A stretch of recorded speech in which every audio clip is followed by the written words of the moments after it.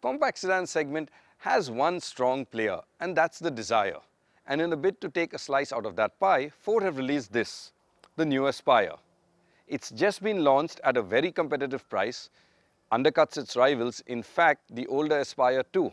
And what Ford have done with the new Aspire, they've freshened up the look, it's now more flashier, they've added more equipment, and there's two new engines. What's it all like? Well, we are in Jodhpur with the new 1.2 petrol and the 1.5 diesel to find out.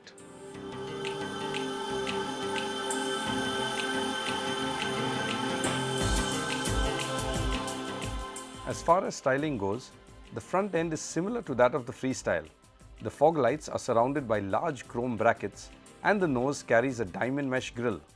And the headlamp surrounds are finished in black. At the sides, the alloys have gone up an inch in diameter to 15, while at the rear, things remain largely unchanged with only a mild reprofile of the bumper. On the insides, there are a few cosmetic updates and equipment additions like 2 USB ports and auto headlamps and wipers. But the biggest update is the addition of a touchscreen and a rear view camera. Lower trims get a larger 7-inch unit, while the top end gets a smaller 6.5-inch display, but with the Ford Sync 3 Connect system and Apple CarPlay and Android Auto. And just like in the Freestyle, the display is super clear and screen is very responsive to touch. Easily one of the best around.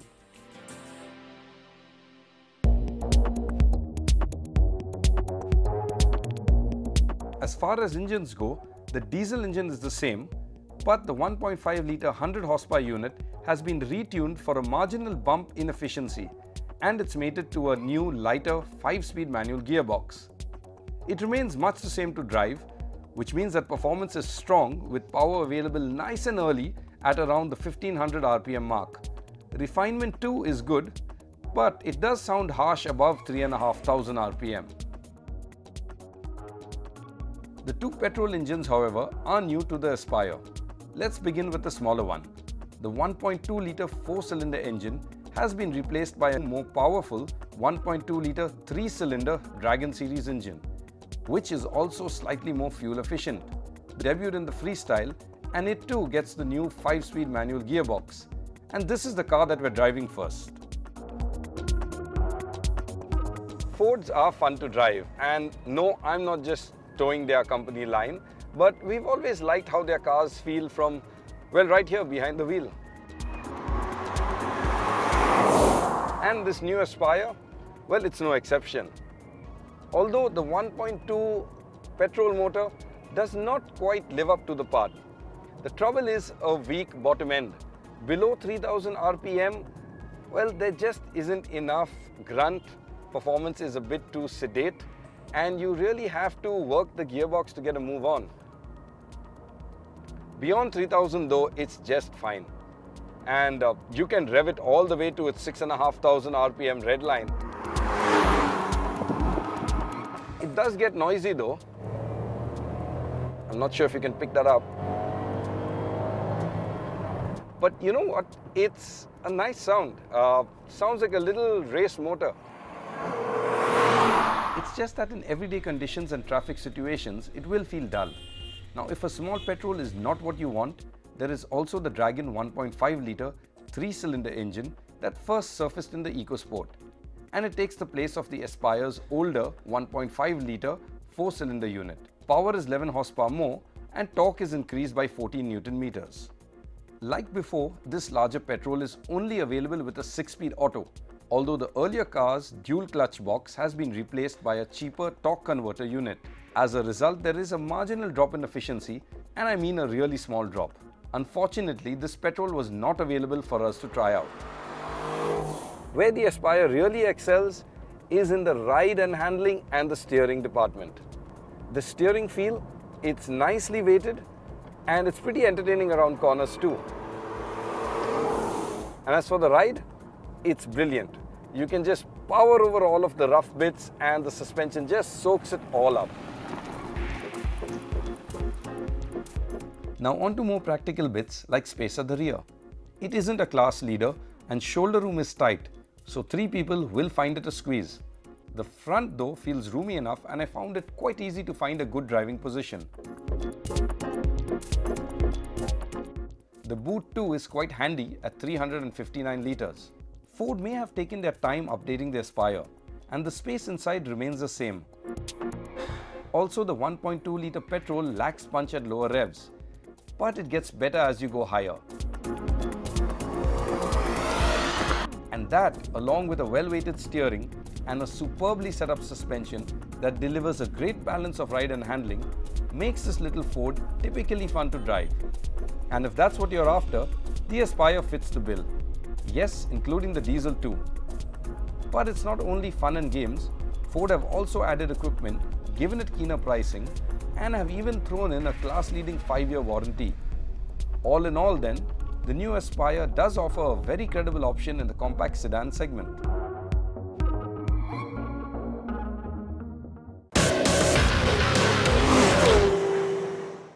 Auto! अरे auto भाई, अरे यार auto भाई, auto यार।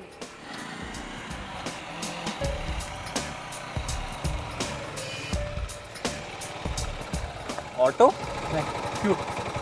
Thank you, but आप चलेंगे क्या? Okay, चलो।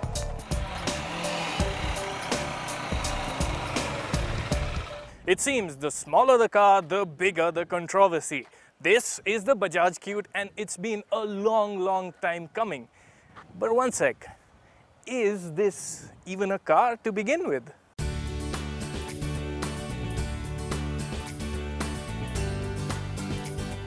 Yes, the Qute has 4 wheels, but a car it isn't. This is a vital point to understand because the Qute is not governed by the same regulations as the cars you and I are familiar with. What the Qute actually is India's first quadricycle. Think midway point between a 3-wheeler and a traditional car and you'll be close. Time to take a closer look. First and foremost, let's talk size. The dinky size Qute is all of 2.7 meters long, 1.3 meters wide and 1.6 meters tall. So it's well within the quadricycle dimension restrictions.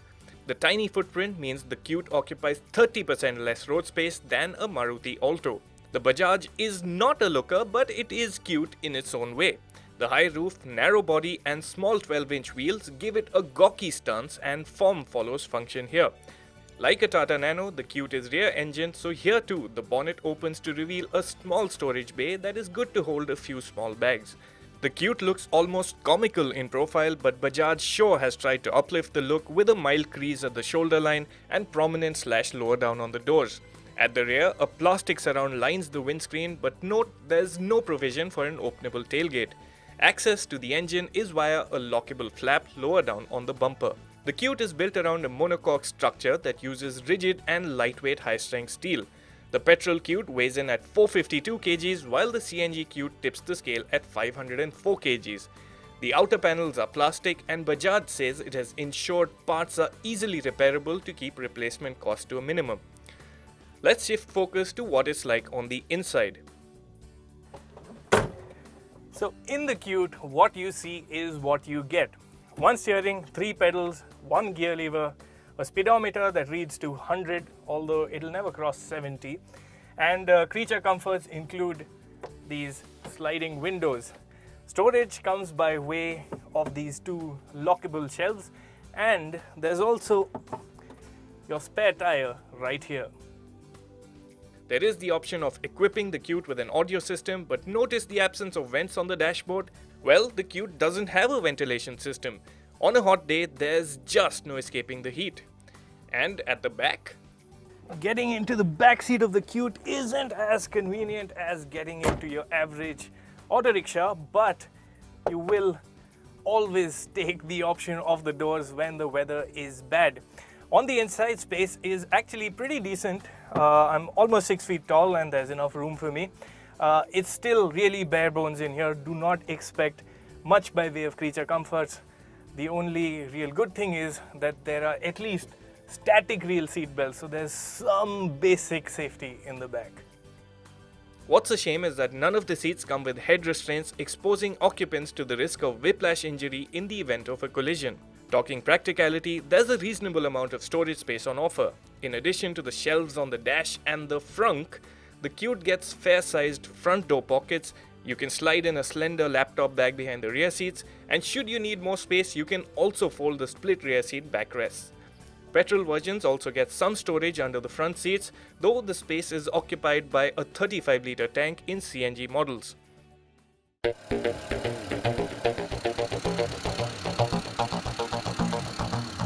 The fourth wheel means the Qute's dynamics are completely different to an auto rickshaw. Bajaj's Chuck and Test Track has a fairly straightforward layout, but I can't say I didn't have my reservations.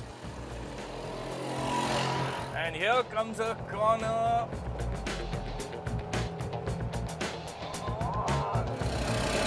Not bad at all.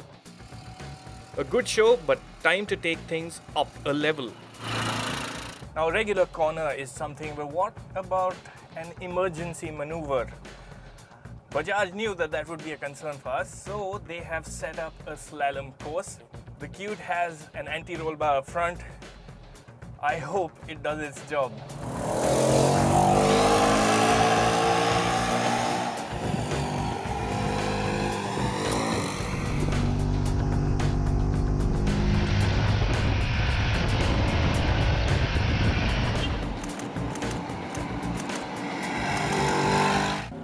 It's passed that test.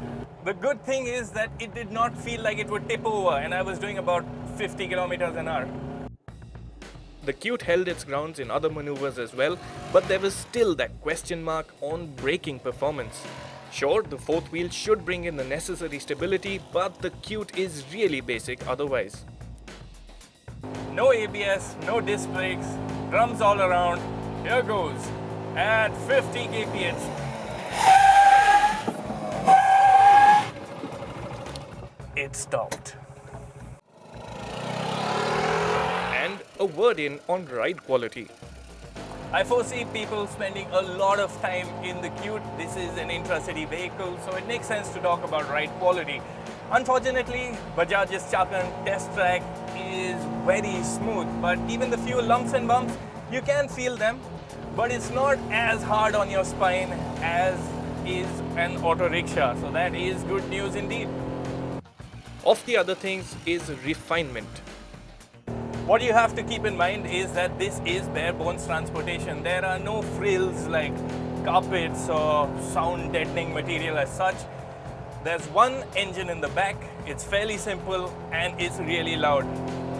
So you will have to talk over the engine's grumble as such to make conversation with fellow passengers. Finally, let's get down to performance. The Qute comes powered by a 216cc single-cylinder liquid-cooled and twin-spark engine that drives the rear wheels. The engine is mated to a 5-speed sequential gearbox. Push up for an upshift, pull down for a downshift. In petrol form, the engine makes 13.2 HP and 18.9 Nm, while the figures drop to 11 HP and 16.1 Nm for the CNG version with us today. So, how does it perform? The Qute is not lightning fast, it was never meant to be, but the gearing is short, so you get to about 30 kilometers an hour, which is an average city speed rather quickly. Initial acceleration is half decent, so you won't be left behind in typical start-stop traffic, but the Qute lacks space on open city roads. Our V-Box test gear gave us a 0 to 60 kph time of 26.9 seconds, making the Qute the slowest car, or should we say four-wheeler, we've ever tested. That being said, the Qute was never about acceleration times at all. As Bajaj Auto executives tell us, low running costs is the name of the game in commercial vehicles. Bajaj claims the Qute CNG can deliver 45 km per kg of CNG, while the Qute petrol can stretch each litre for 35 km. But only a full test will give us the complete picture. So what's the big takeaway? Till such time the Qute becomes available for private use, the best way to experience it would be to summon one as a cab. It's a step up from the ubiquitous auto rickshaw, alright, but could it just be an option for budget car buyers as well? No doubt, the Qute offers immense savings in running costs, but when you factor in the estimated 2.6 lakh rupee price, which is about 1 lakh rupees more than its three-wheeled sibling, it makes the similarly priced Tata Nano look like great value. Quite frankly, the Qute is too much of a compromise to be considered a personal car. There's also the question mark on safety. Sure, Bajaj will market it as an intra-city vehicle, and we believe in a low-speed environment it doesn't require car-like standards of crashworthiness. But in the absence of specific regulations that ban quadricycles on highways and expressways, there's little to stop buyers from using it as a car. Look at it as not more than an auto rickshaw with a fourth wheel, and the Qute makes a much better case for itself, and a much safer one at that.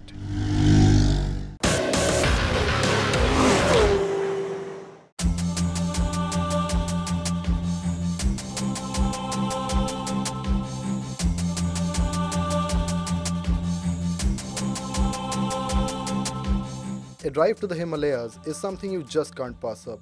So when Skoda asked for a volunteer for the Kodiaq expedition drive, I didn't hesitate one bit. We are in Chandigarh for the Kodiaq expedition drive, and over the next 6 days, this is going to be my new best friend as we travel from here in Chandigarh to the very touristy Manali, on to Chandratal, which is home to the beautiful Moon Lake, and then of course the valley of Spiti. Well, I have an SUV, it is all-wheel drive, it is comfortable, I can't wait to get started. Chandigarh is a well-planned city with wide and well-maintained roads, so the Kodiaq was relaxed and in its element. However, once we exited the city limits, we started the climb towards Manali. Here, the ghats looked treacherous on their own, but to add to the challenge, it started pouring. And if that wasn't enough, there was a massive dust storm too. With almost no visibility, it slowed us down a lot. But adventure is a part of every road trip, and that's what makes it fun. We managed to clear the storm and made up time as it cleared. But having lost a lot of time, we got to Manali late in the night.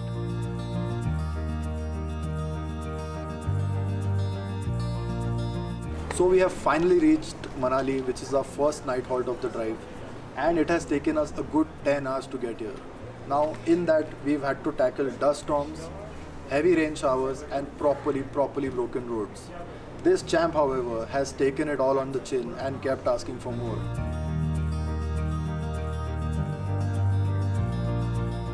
Day 2 of the Kodiaq expedition started off early in the morning. The drive to Chandratal was a mere 150 kilometers, but on the mountain roads with two-way traffic and some really narrow sections, 150 kilometers can pretty much take the whole day.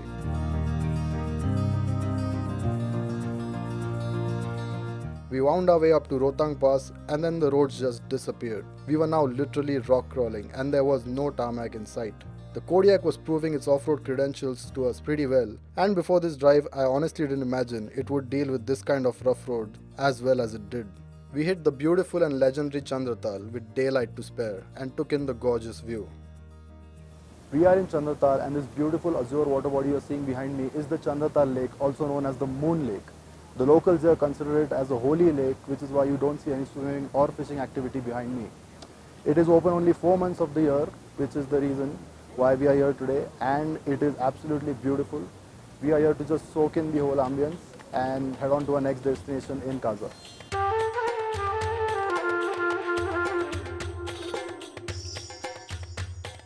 Chandratal to Kaza is just under 100 kilometers, and yes, once again the terrain made the small distance seem longer. But to my relief, we hit tarmac roads pretty early in the day, making it a lot easier. The Skoda, however, wasn't phased at all.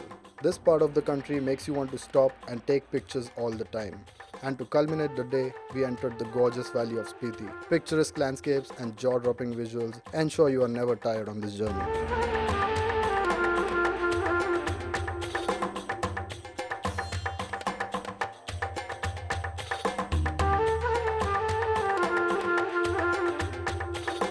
We woke up next morning in the beautiful village of Kaza, which is located in the heart of Spiti. There is plenty to see here, including heritage sites like Comic, the world's highest inhabited village, Hikim, which is the world's highest post office, and of course plenty of ancient monasteries with epic views.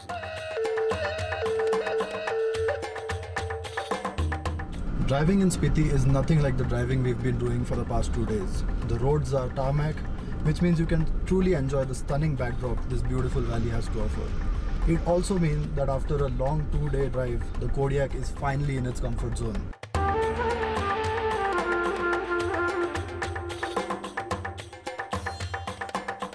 Leaving behind a place like Spiti is difficult to say the least.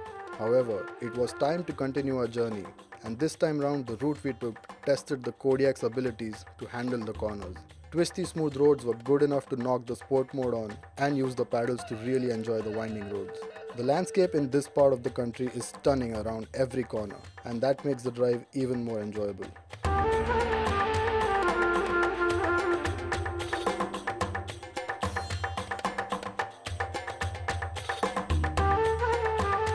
We are on our way back to Chandigarh as the Kodiaq expedition has finally come to an end. It's been a busy drive for most part, so for this last leg, I wanted to hop in the back and truly enjoy the Kodiaq's party piece, its back seat. Now the road to Chandigarh is mostly highways and that is Kodiaq territory. This thing is just gliding over everything. Also what I have in the back is this lovely panoramic sunroof, sun blinds to cocoon me from that outside world, and a beautiful Canton audio system as well. I think it's time to take a nice long nap before I finally get back to the grind. Looking back on the last 6 days, I realized that the Kodiaq is just as diverse as the places it's been through. It took on treacherous terrain, navigated through mountain passes, and conquered the highways as well. I was left impressed and was glad that my first visit to the breathtaking Spiti Valley was just as good as I thought it would be.